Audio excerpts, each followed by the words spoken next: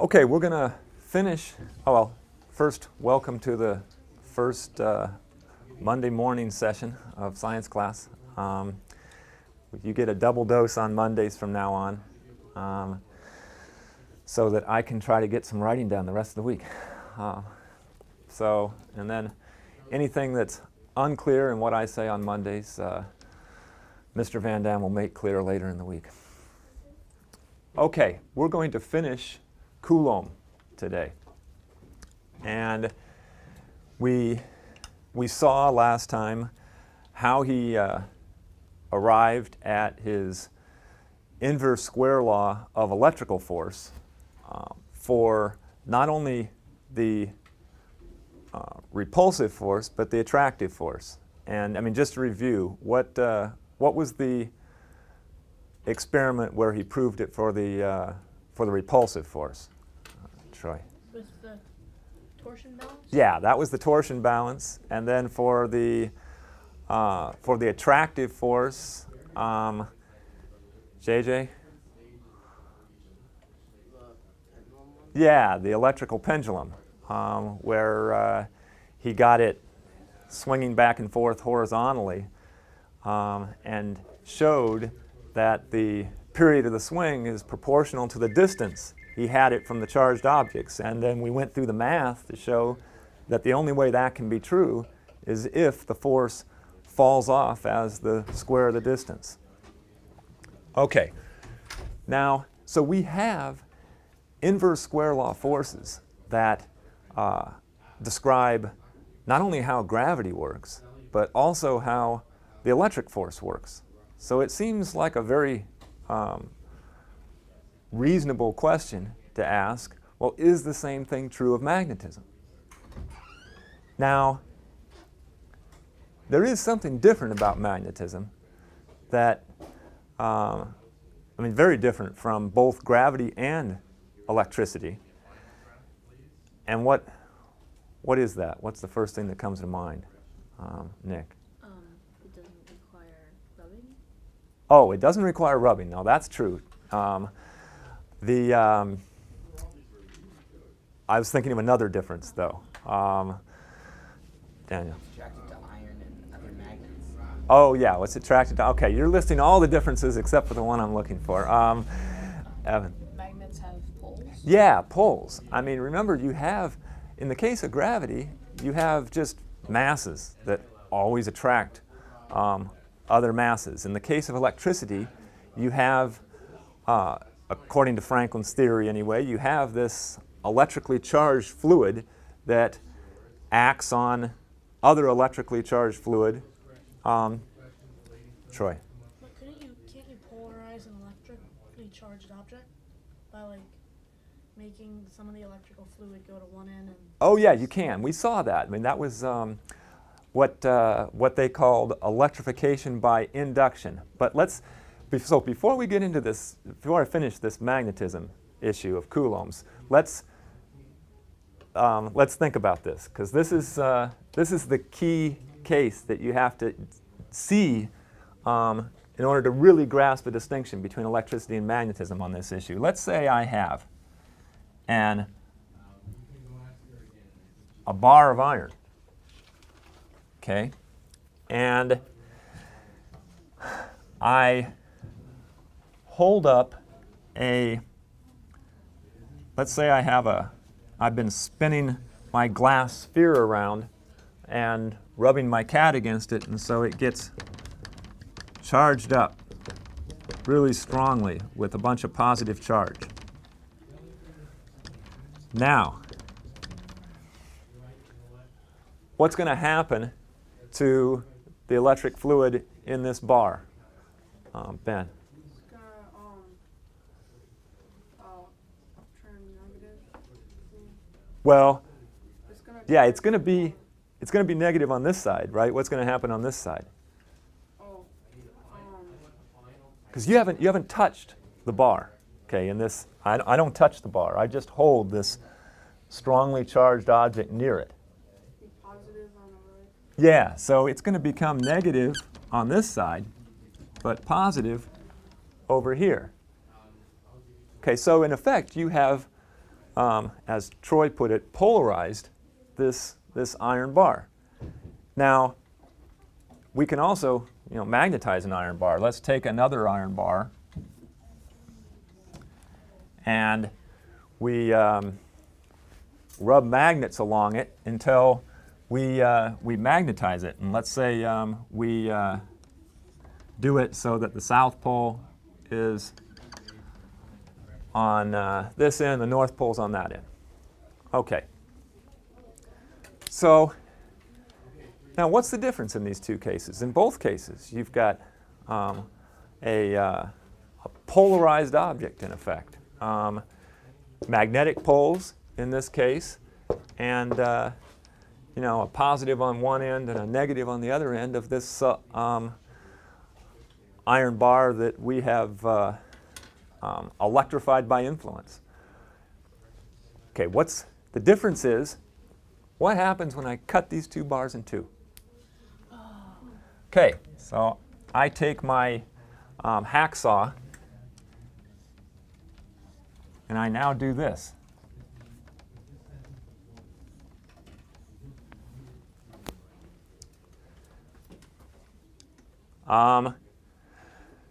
Now what have we got? Yeah, Drew. A negative on one side and a positive on one side. Okay, for the iron bar that we electrified by influence, we've got a net negative charge on this piece of iron and a positive charge on this piece of iron. What do we got over here?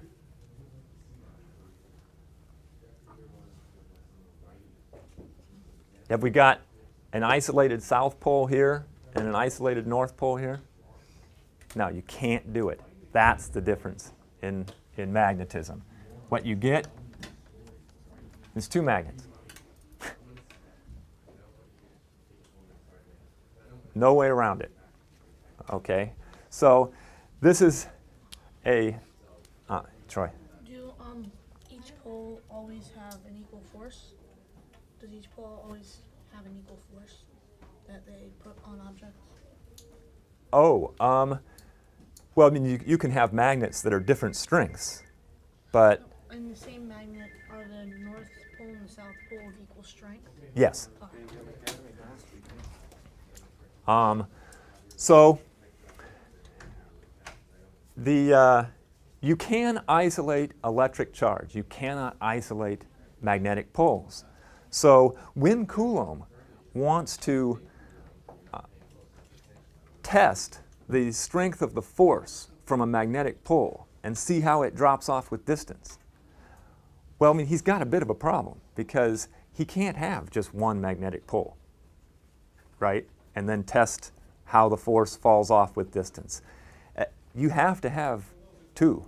Where there's a North Pole, there's always a South Pole. Now, the only way Coulomb tries to get around this is by making his magnet really long so that, if he's testing, say, the strength of his North Pole, the South Pole's far enough away so he can ignore it.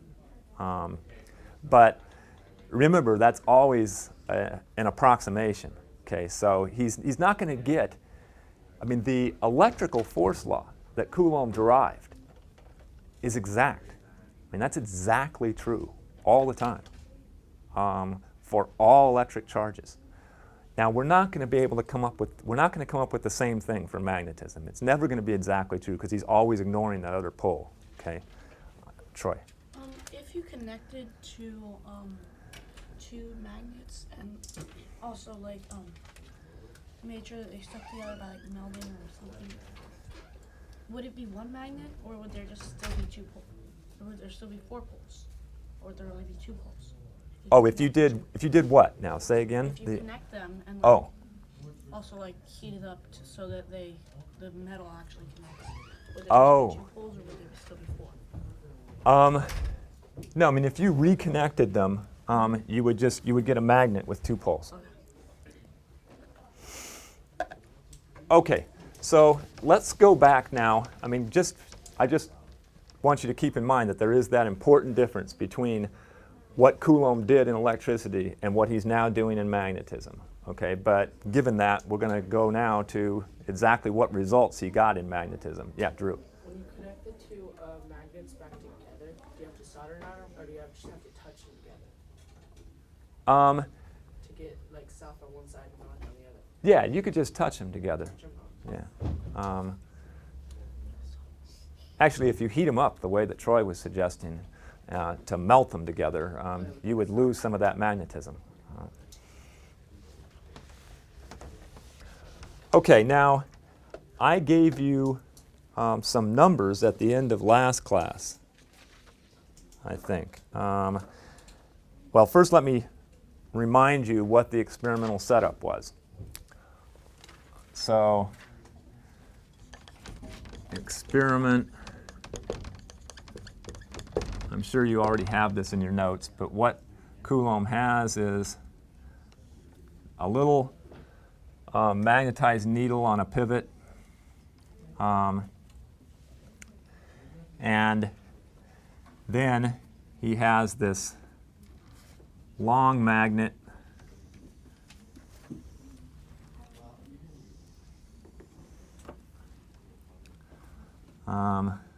so let's say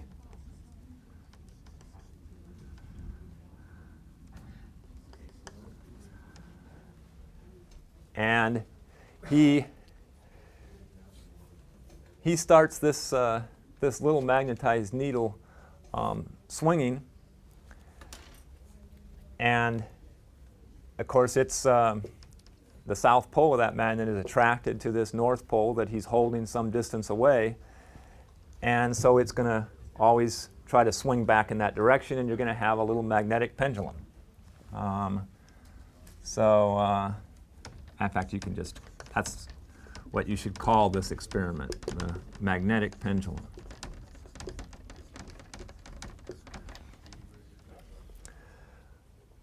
And last time, let me see, we defined this distance, I'm going to continue to call it R, between this north pole and the magnetized needle.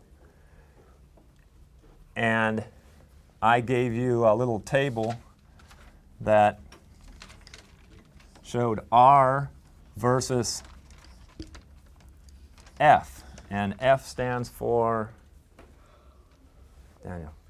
Frequency.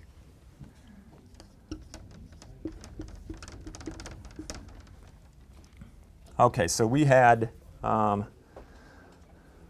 4, let me get the numbers up, 4, 8, and 16 inches, and then I gave you the frequency numbers that Coulomb came up with, which when he had his long magnet, the north pole of his long magnet only 4 inches away from his little swinging magnetized needle, he got a frequency of 43 swings per minute. And then when he moved it 8 inches away, he got 25 swings per minute. And then for 16 inches, he got 18 swings per minute. So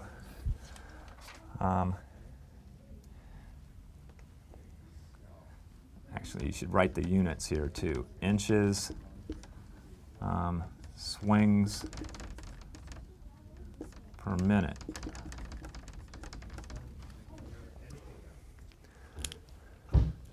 Troy. Did he have to magnetize that needle, like that he has on the pivot? Yeah, this has to be magnetized. If it's just a unmagnetized needle, it won't be attracted to the pole, right? What if you like used iron or something? Oh, yeah. I mean, if this magnet was strong enough to actually magnetize this to some extent, then you would get some attraction. But you'll get a better attraction if you actually magnetize this needle in advance. So it's a fairly decently strong magnet itself. Drew. Does that one on the left-hand side, the north and south, is that free to pivot, or is it stationary? Oh, this is free to pivot horizontally like this. So that's what he's doing. When I say that he's getting this thing to swing back and forth. See, this end here that I've labeled south is being attracted to this North Pole. And what he does is he just takes it and moves it, horizontally away from the direction it wants to point because it's attracted to this. And then it swings back, it overswings, and it just goes back and forth like this. And he just counts the number of times it goes back and forth in a minute. Daniel. How many degrees did he pull the small magnet on the pivot back? Oh, well, let me answer that question with a question. Why doesn't it matter? Oh, because we did the pendulum law, And the period doesn't depend on amplitude, right? All of these pendulum experiments make use of that very first thing that Galileo discovered about pendulums, that the amplitude, the period, how fast it swings back and forth, doesn't depend on how much you pull it to the side. See, if it did depend on it, this would be a wickedly difficult experiment to do, right? Because let's say Coulomb starts out by pulling it 20 degrees to the side. Well, there's got to be some friction in his pivot here. And so after he lets it go for a minute or so, he'll start out swinging 20 degrees, but maybe by the end of the minute, it's only swinging 10 or 15 degrees. Okay, so if it depended on amplitude, that would throw in another, experimental error here that Coulomb would have to worry about, but he didn't have to worry about that. Troy. If he went through so much trouble to get a long magnet, why did he just let that north end be so close to that north end? Oh, well, because he's actually measuring the distance here between the middle of this magnet and this North Pole. He's making a certain, it's actually an approximation. That's another thing about this experiment that is an approximation. It's because this North Pole is acting on both the South Pole of this little needle and the North Pole. Now, it's acting the same way. It's attracting the South Pole and pushing the North Pole away. And so the forces are in the same direction. Coulomb just approximates this as, well, it's like it's acting in the middle of this needle. And for that purpose, what he wants is not a long needle here. He wants a short needle. Okay, so he deliberately does that. He makes it like an inch long. A short little needle. So it's a good question. There is an error there, but it's small. Okay. Now, what do we make of these numbers? On the face of it, well, did anybody over the weekend work this out and show how this implies an inverse square law? Oh, okay. You would have got extra credit for that. It's not real easy to see what the heck law this implies. But we have to be clever. Troy. If he pulled it away 32 inches, what would the frequency be? Or did he just not? Oh, he didn't do that. I'll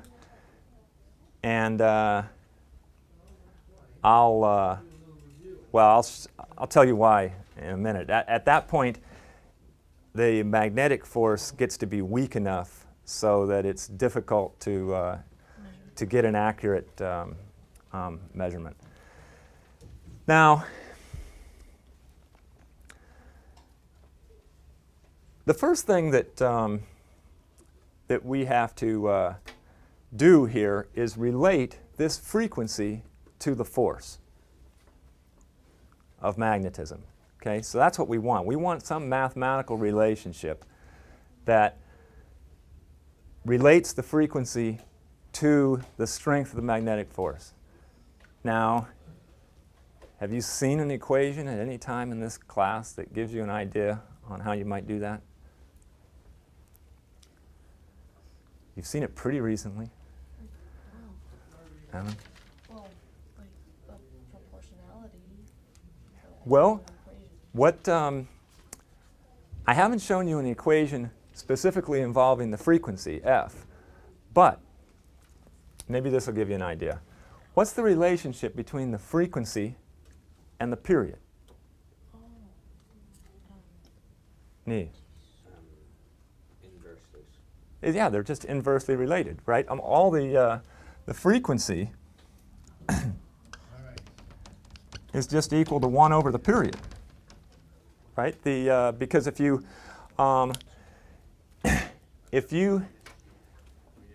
had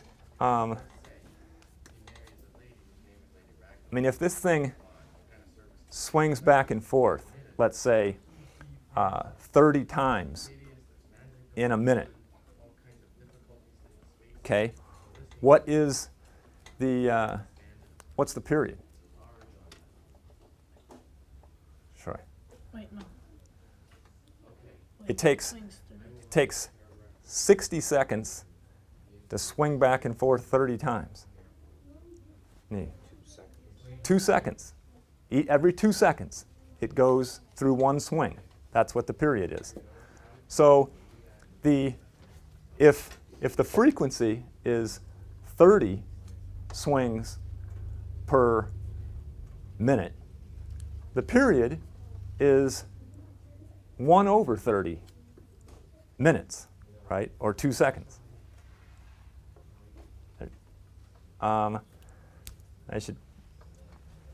Maybe I'm confusing you just because I'm using minutes and seconds, but it's the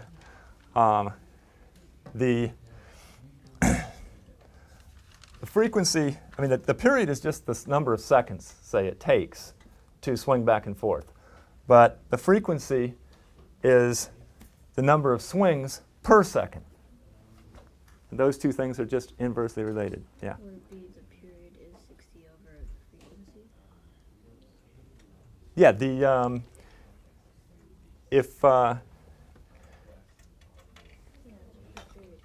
Yeah, the period is the time it takes to swing back and forth one time. Wouldn't it be 60 over 43?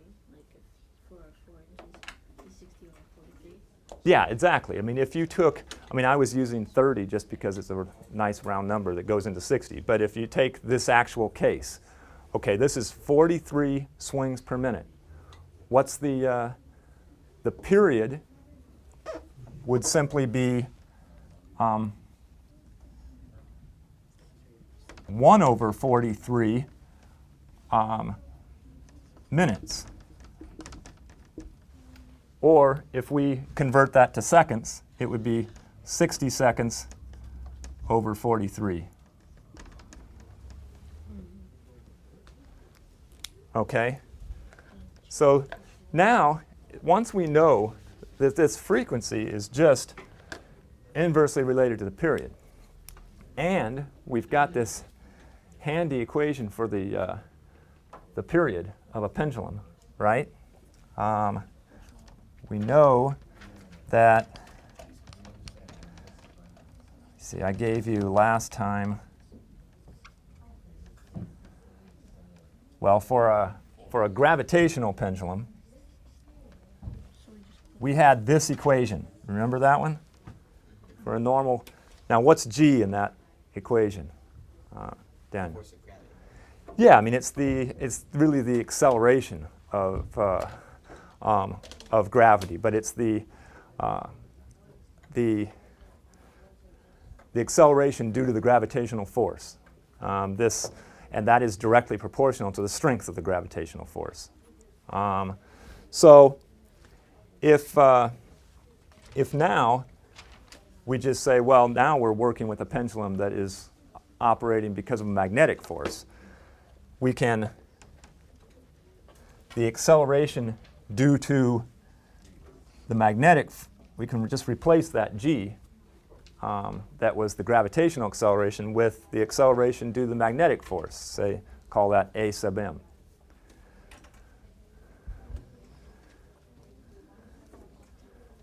What is that? A-M?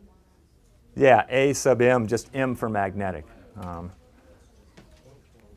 Okay. Now what do we do? Troy, you got an idea? Well, we could, in the F equals 1 over T, we could, like, make T equals 1 over F. And Yeah, substitute exactly. that in. Okay, let's do that. In fact, let's even do 2 steps at once. T squared is 1 over F squared. 1 over F squared. Right? So that means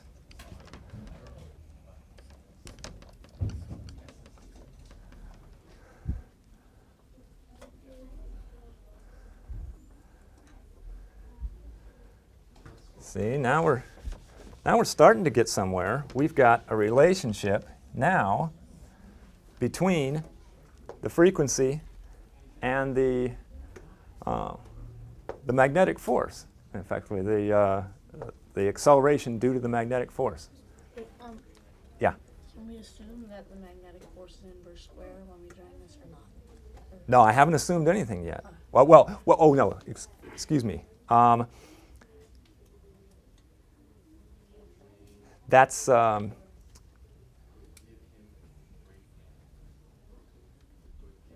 exactly right. Let me see. If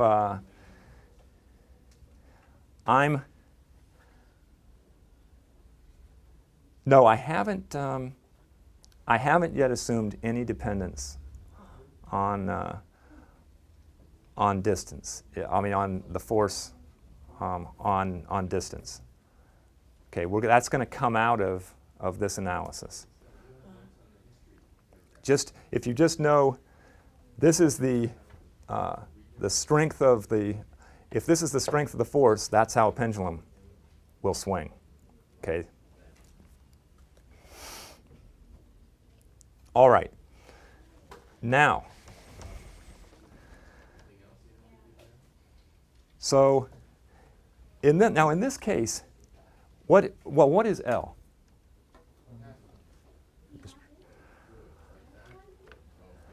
Neve?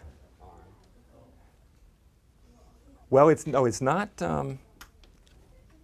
L isn't the distance between the pendulum and the magnet acting on it. It's The length from the middle of the pendulum to the. yeah, exactly. It's actually the length of the pendulum. Remember, from the pivot. So L is just this little length right here. The length of this little pendulum. So in this case, when Coulomb is working with a little 1-inch needle, and L is like a half an inch. But the important thing is that it doesn't change. Okay, so it's just a constant.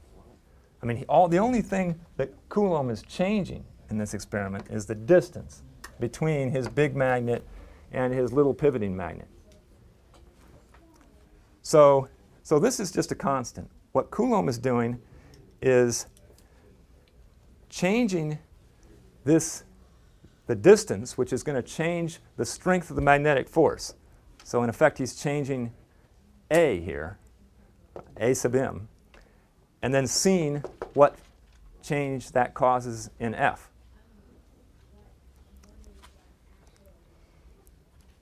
Okay, so what we can say is,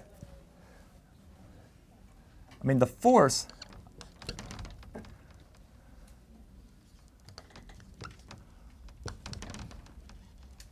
is directly proportional to acceleration, right?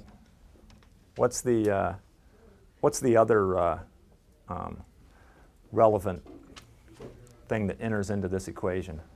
This was a major equation that we saw last year, Newton's equation, right? Force equals something A. Distance?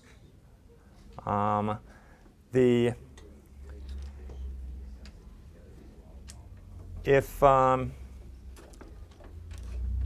I made, well, I mean, if I push on something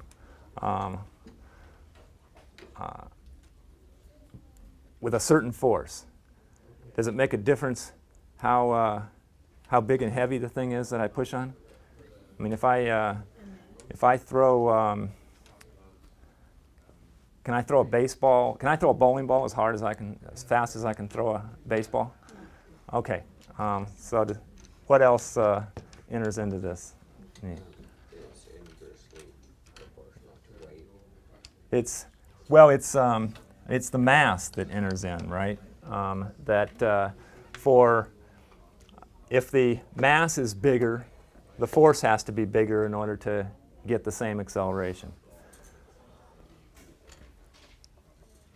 Is that MA sub M for force equals? Is that MA sub M or is that A? Yeah, this is MA sub M. Now, so if Coulomb has a really heavy needle here, it's going to be harder to move it back and forth, right? He's going to need a bigger force. But again, the weight of his needle isn't changing. That's just like the length of his needle. That's a constant in this. But I just wanted to make explicit that he's what this equation directly relates is the frequency to the acceleration, but acceleration is just proportional to force.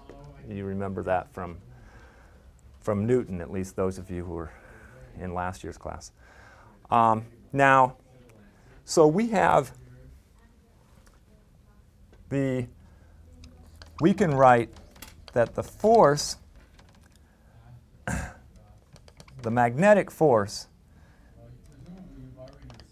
is just proportional to the frequency squared. That's really the result that Coulomb needs in order to get from this frequency that he directly measures to a relationship involving,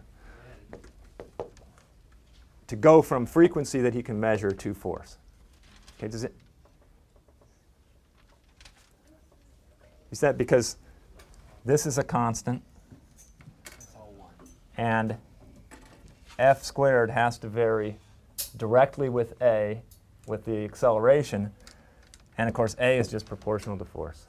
That's a bit complicated, I know, but I just wanted to explain how Coulomb can relate this frequency to the force that he's really interested in.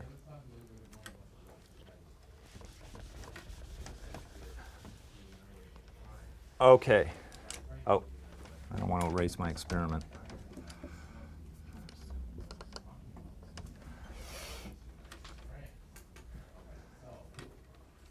So, well, I will erase my experiment, and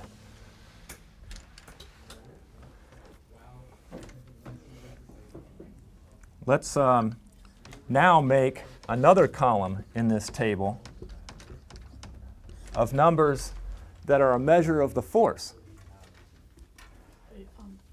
The magnetic force from the magnet. Now, you would think, well, to get numbers that are now directly a measure of the force, directly proportional to the force, all I have to do is square these frequency numbers, right? So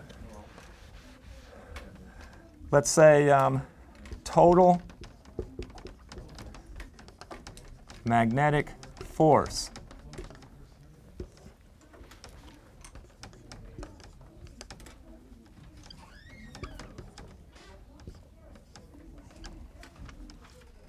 that was easy.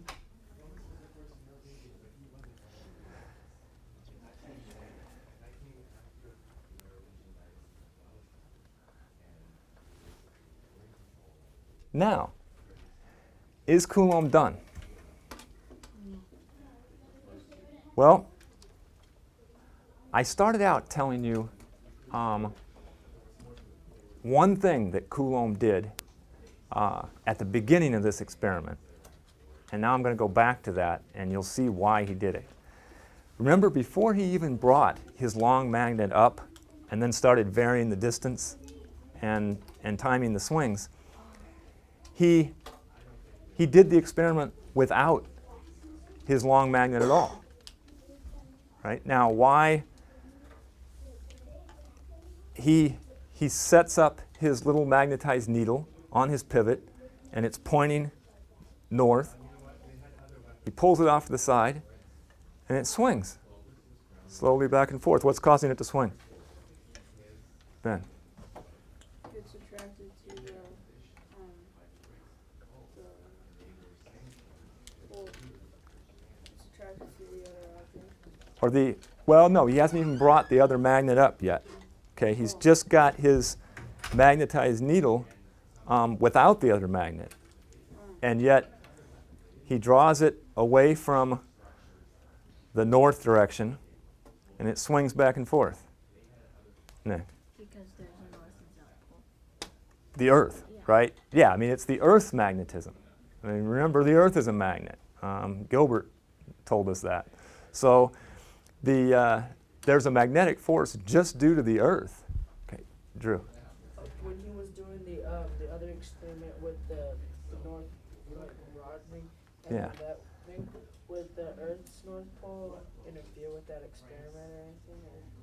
Well, yeah. See, what has he got? Now, when he brings his second magnet up, I'm calling the Earth a magnet. Okay, when he brings his long magnet up now, what is the total magnetic force acting on his little pendulum? It's the force due to both magnets, right? His long magnet and the Earth's magnetism. Okay, so this is the total magnetic, these numbers that he actually measures are due to the total magnetic force. Now, what does he actually want? Neve? The magnetic force of one pole. Yeah, he wants the magnetic force of this pole in his long magnet, because that's the only magnet that he can control the distance of and vary the distance of. Okay? So he needs to isolate just the effect of, that north pole on his long magnet. So that was his whole purpose in doing the experiment without the magnet the first time. So just due to Earth's magnetism, does anybody remember what the result of his initial experiment with just the Earth's magnetic force? What he saw is that his little magnet would swing back and forth 15 times a minute. So, and of course, that's true no matter what, independent of these other cases where he's varying the distance of his big magnet, right? The Earth's magnetic force stays constant, so it's 15 in each case. It causes this case, for example, where he brings his north pole up to within 4 inches of his swinging magnet, and he measures that it swings 43 times, right? Well, if he didn't have his north pole there at all, it would swing 15 times. Right? So the Earth's magnetic force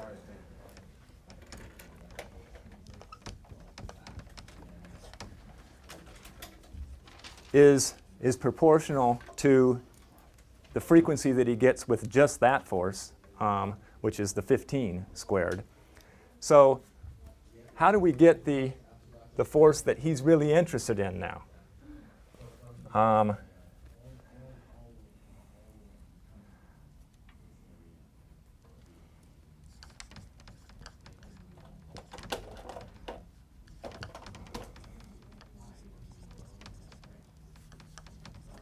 So just the force of the long magnet.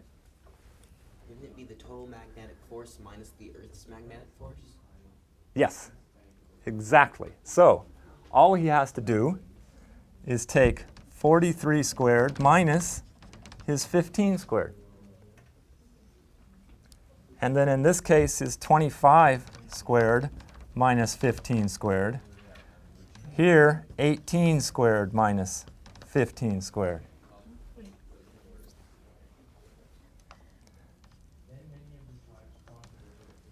See, the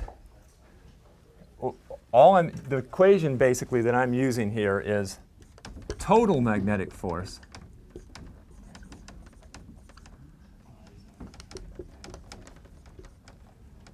equals force of long magnet minus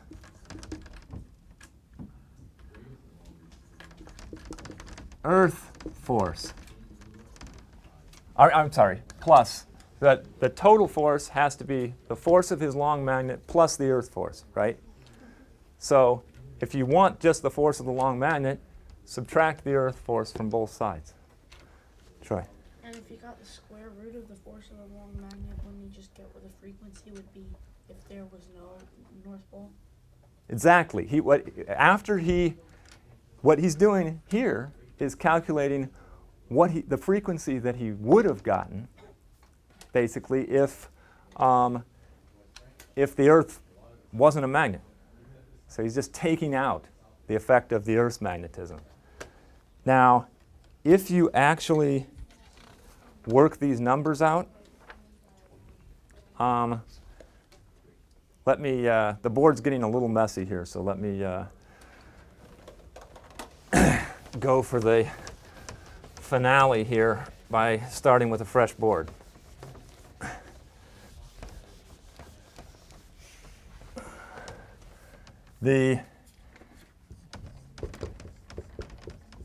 What he wants is a distance force relationship, and he's got his 4 inches, his 8 inches, his 16 inches, and then for force,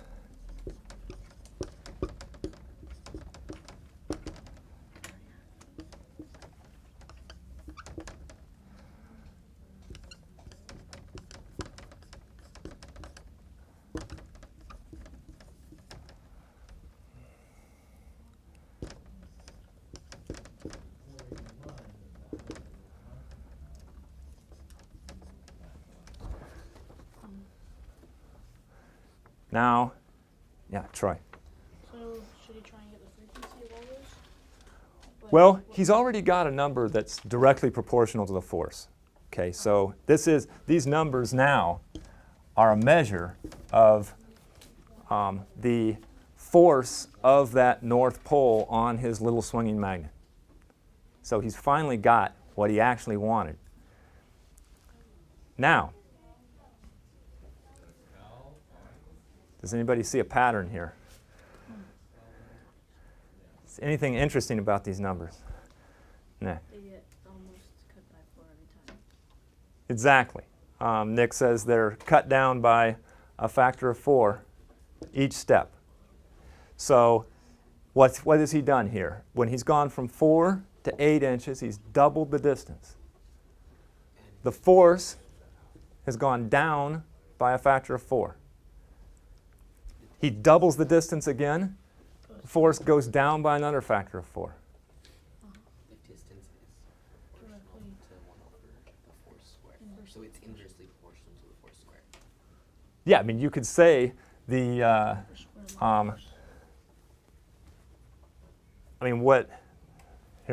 the way to put that. Since the force goes down by a factor of 4 when you double the distance, what has to be true? Okay? Because if it's inversely proportional to the distance squared, if you double the distance, then this goes down, the force goes down by a factor of 4. And that's exactly what this equation says. So he has arrived at the exact same relationship that people had already seen for gravity and for electricity.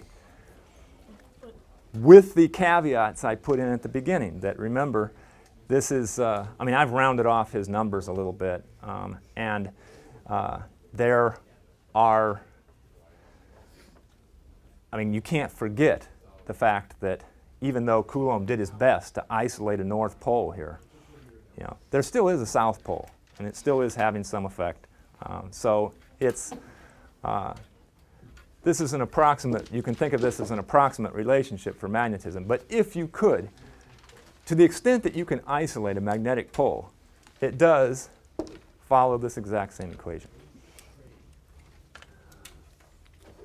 Okay, but this, I know this, I've introduced a lot of math in the last couple of classes, but I hope you can see that, I mean, the tremendous value of this math. I mean, there's a reason why you spend so much time studying mathematics in school. You can't do physical science without math. And there's no way that scientists could come up with these universal laws describing how all electric charge operates and all magnets operate and the forces they exert on each other, you know, without being able to do this kind of math. So I'll say next, when we meet again this afternoon, I'll say a little bit about Coulomb's actual theory of magnetism, how he thought magnetism worked. And then we're going to go on to an entirely new guy who made an astounding discovery. And you'll hear about that in the last class today.